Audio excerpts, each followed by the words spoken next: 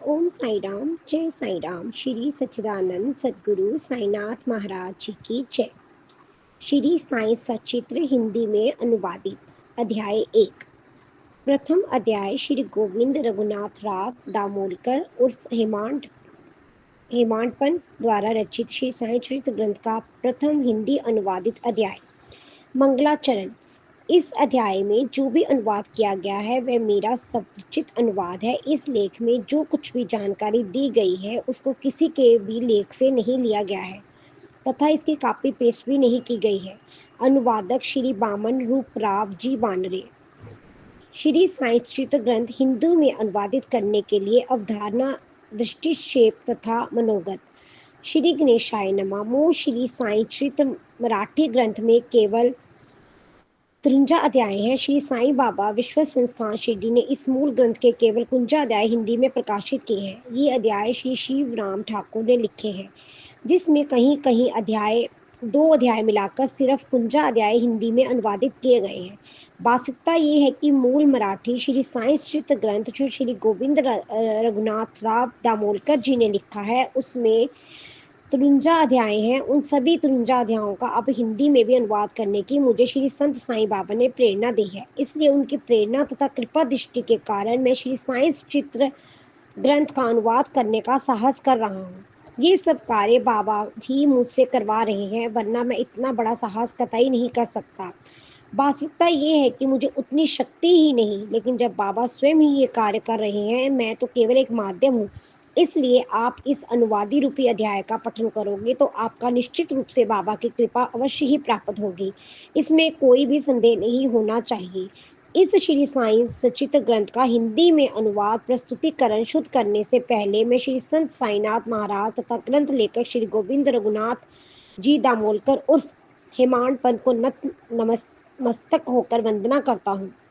साथ में उनसे प्रार्थना करता हूँ कि मेरे द्वारा अनुवादित ये ग्रंथ लेखन कार्य निर्विघ्न रूप से यशस्वी होने दे। इसका कारण ये है कि इसमें ना तो मेरा कोई योगदान है तथा ना मुझे इस कार्य को यशस्वी करने के लिए मेरे पास उतनी शक्ति है, ना ही बुद्धि है, लेकिन ये कार्य स्वयं श्री साईनाथ महाराज ही करवा रहे हैं।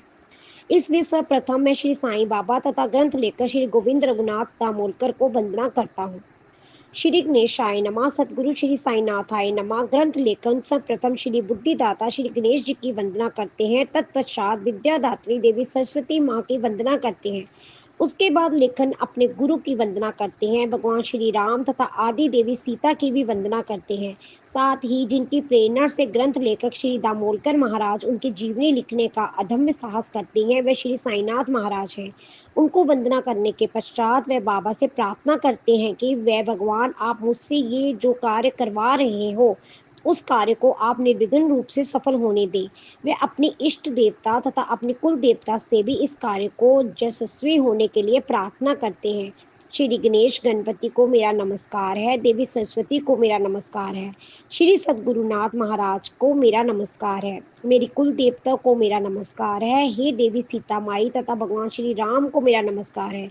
श्री सद्गुरु साईनाथ महाराज जी को मेरा नमस्कार है। ग्रंथ लेखक श्री गोविंद रघुनाथ राव दामोलकर जी को श्री संत साईं बाबा ने ही हेमांड के रूप में संबोधन किया है।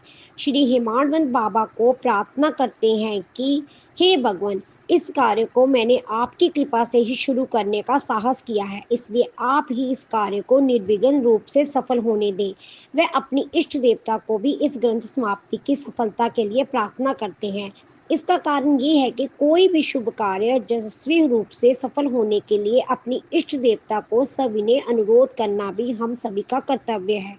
ग्रंथ लेखन इसके बाद भगवान श्री आदिनाथ को नमन करते हैं। जिस कुल में श्री हेमांड पंत ने अपना जन्म लिया है, वह श्री भरद्वाज ऋषि को उनको नमन करने के बाद यज्ञवल्क्य, भृगु, पराशर, नारद, वेद व्यास, सनक, सनंदन, शुक, संत कुमार, सूत्रकार, शौनक, विश्वामित्र, वशिष्ठ, वाल्मीकि, वामदेव, जैमिनी, वैशंपायन, नव जोगिंद्र इत्यादि को भी नमन करने के बाद वे आधुनिक काल में अवतरित हुए श्री निवृत्ति, ज्ञानदेव, सोपान, मुक्ताबाई, जनार्दन, एकानाथ, तुकाराम, कान्हा, नरहरि इत्यादि को भी वे नमस्कार तथा वंदना करते हैं। उनके नमन श्री सदाशिव राव तथा उनके पिता श्री रघुनाथ राव दामोलकर और उनकी माता जी को भी चरण वंदना करते हैं, जिनका उनकी बाल्यावस्था निधन हो गया था। उनकी माता का बाल्यावस्था में निधन होने के कारण उनकी देखभाल उनकी बुआ ने की थी। उनको भी वे वंदना करते हैं। श्री साईनाथ महाराज के जो असंख्य भक्त हैं, उनको भी श्री हेमाड पंत वंदना करते हैं तथा वह उनको प्रार्थना करते हैं कि उनके इस कार्य को सफल होने के लिए वह उनकी यथोचित सहायता करें। श्री साईं बाबा श्री भगवान दत्तात्रेय के अवतार, इसलिए वह हम सभी की रक्षा करते हैं। अब श्री साईं चरित्र ग्रंथ के प्रथम अध्याय में अब ग्रंथ लेकर श्री हेमाड पंत श्री साईं बाबा चरित्र ग्रंथ लिखने की शुरुआत करते हैं। उस समय 1910 वर्ष के आसपास का समय था। एक दिन क्या हो गया था कि जिस स्थान पर श्री साईं बाबा स्वयं अपना निवास करते थे, वहां मैं गया तो मैंने वहां एक विचित्र घटना को अपने आंखों से देखा। वहां जाकर मैंने देखा कि सुबह सुबह श्री साईं बाबा ने अपना नित्य कर्म समाप्त करने के बाद नीचे भूमि पर एक बड़ा सा गेहूं का बोरा जमीन पर रखा। उसके साथ अनाज पीसने की छोटी सी हाथ से चलने वाली चक्की रखी। बाबा ने उस समय कफनी पहनी थी। उस कफनी के दोनों हाथ के वस्त्र बाबा ने ऊपर ओढ़ कर रखे थे। फिर उस हाथ से गेहूं का बोरा उठाकर चक्की के पास रखा। चक्की को घुमाने वाली लकड़ी को बाबा ने चक्की में ठोक दिया। उसके बाद अपनी मुट्ठी से बाबा ने उस चक्की में गेहूं डालकर गेहूं को पीसना शुरू कर दिया। बाबा क्या कर रहे हैं ये मैं अपनी आंखों से बहुत बेखूबी से देख रहा था। तब मुझे क्षण भर ऐसा एहसास होने लगा कि एक इतने असाधारण भले संत अकेले ही इतना बड़ा गेहूं का बोरा अपने पास रखकर गेहूं क्यों पीस रहे हैं। उनकी ये कृति देखकर मुझे बहुत आश्चर्य हुआ। मैं अपने ही दिल में सोच रहा था कि बाबा ये सब क्यों कर रहे हैं। श्री साईं बाबा स्वयं अकेले हैं। उनका अपना तो कोई परिवार नहीं है। वह तो स्वयं भिक्षाटन करके अपना पालन पोषण कर रहे हैं। फिर भी उनकी ये कृति किस आश्चर्य से कम नहीं थी। ये सब मेरे समझ से परे था। बाबा ये कार्य देखने के लिए बाबा के आसपास बहुत से लोग खड़े थे, लेकिन वह ऐसा क्यों कर रहे हैं वे ये पूछने की किसी में हिम्मत ही नहीं थी।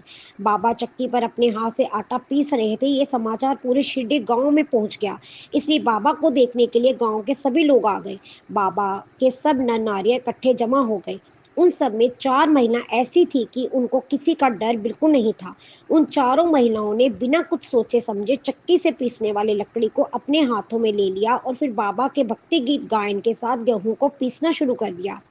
उनकी ये कृति देखकर बाबा को बहुत गुस्सा आ गया, लेकिन उनका गायन तथा उनके प्रति उनका प्रेम और भक्ति देखकर बाबा शांत हो गए। अब उन चारों महिलाओं सोचने लगी कि बाबा का तो कोई घर बार नहीं है, वह तो स्वयं भिक्षाटन करते हैं, इसलिए अब बाबा को इतने आटे की क्या जरूरत है। उनके मन में ये विचार बार बार आ रहा था। फिर भी उन चारों महिलाओं ने बाबा के गीत गाते गाते आटे को पीसना जारी रखा। जब आटा पीसने का कार्य पूर्ण हो गया, तब उन महिलाओं ने उस आटे के 4 भाग किए तथा उसका आपस में ही बंटवारा किया। बाबा ये सब शांत मुद्रा से देख रहे थे, लेकिन अब बाबा से रहा नहीं गया और वे अपने गुस्से से लाल हो गए तथा चिढ़ गए तथा अपने गुस्से में उनके ऊपर बोले कि हे औरतों, ये आप सब क्या कर रहे हो। आप सब पागल हो गई हो क्या। ये क्या आपके बाप का माल है। आप सब हराम की खाने वाली औरतें हो। मैंने ये गेहूं आपसे उधार लिया था क्या। कुछ समय पश्चात ही साईं बाबा का गुस्सा शांत हो गया। फिर बाबा उनसे कहने लगे कि अब आप लोग ये कार्य करें कि अब सब गांव के सामने आखिरी शोर वेशी पर जाना तथा इस आटे को वहां फैला देना। श्री संत साईं बाबा की ये कीर्ति देखकर वह भी सभी महिलाएं शर्मिंदगी महसूस करने लगी, लेकिन क्या करें। बाबा की आज्ञा का उल्लंघन करने की किसी को हिम्मत नहीं थी। उन महिलाओं ने बाबा की आज्ञा अनुसार वह सब आटा गांव की वेशी के ऊपर पसार दिया। संत देखे बहुत, पर पीसने वाला तो एक ही देखा। गेहूं पीसने का सुख क्या, ये तो वह भगवान ही जाने। उस समय में स्वयं को कुछ समझा नहीं पा रहा था, इसलिए मैंने शिरडी ग्रामवासियों को पूछा कि ये शिरडी के संत क्या कर रहे हैं। तब उन्होंने मुझे बताया कि इस समय शिरडी के बाहर आसपास हेजा तथा कालर का संक्रमण जोर से हो रहा है, इसलिए उस संक्रमण से शिरडी गांव के लोग की रक्षा करने के लिए बाबा जी आटा गांव के वेशी पर डाल रहे हैं, ताकि हेजा के विषाणु शिरडी गांव के भीतर प्रवेश ना कर सके। मैंने पल भर सोचा कि गेहूं पीसते समय ये सब क्या हो रहा होगा। तब मुझे पता चला कि जब बाबा गेहूं को चक्की में पीस रहे थे, तब हेजा के विषाणु चक्की के ऊपर तथा नीचे के बीच के भाग में पीस रहे थे, अर्थात वह विषाणु नष्ट हो रहे थे। इसलिए हेजा के विषाणु शिरडी गांव में प्रवेश नहीं कर सके। बाद में मुझे समझ आ गया कि शिरडी के बाहर हेजा रोग का अत्यंत फैलाव हो गया, लेकिन पूरा शिरडी गांव उससे सुरक्षित था। बाबा के इस कार्य के कारण शिरडी गांव के सभी लोग बहुत खुश थे। बाबा अब मैं सोचने लगा कि गेहूं पीसने के पीछे बाबा का क्या तार्किक ज्ञान हो सकता है। शिरडी गांव के लोग क्या सोच रहे हैं, वे अपना क्या तर्क लगा रहे हैं, उससे मुझको कुछ भी लेना देना नहीं था, लेकिन इसके पीछे बाबा की एक शिक्षा हो सकती है, इसके बारे में मैं सोचने लगा। श्री साईं बाबा इस शिरडी गांव में लगभग 60 वर्ष तक रहे।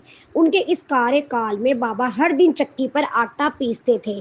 गेहूं पीसने ये एक विरोध का प्रतीक था।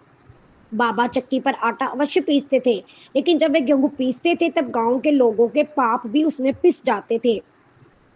पाप कोई भी हो, चाहे वह मानसिक हो, शारीरिक हो, इन सभी पापों का विनाश गेहूं पीसने के माध्यम से होता था। लोगों के दुख तथा पीड़ा उस माध्यम से समाप्त हो जाती थी।